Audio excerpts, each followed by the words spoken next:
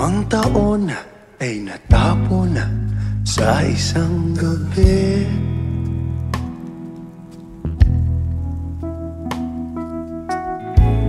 Hanggang ngayon, ikaw ang nasa isip.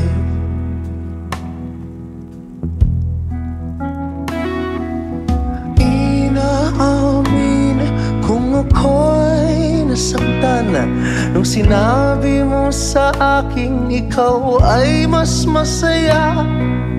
Araw-araw, ikaw na lang lagi. Ngunit ako naman muna. Oh, ang kaligayahan ko muna, ang aking ibibigay sa sarili. Mamahalin ko naman ang lalaki na aking nakikita sa salamin.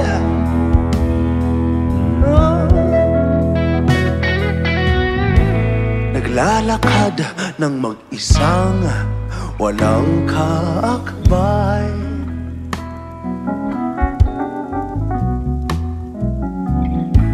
Akala ko ikaw na nga ang siyang panghabang buhay.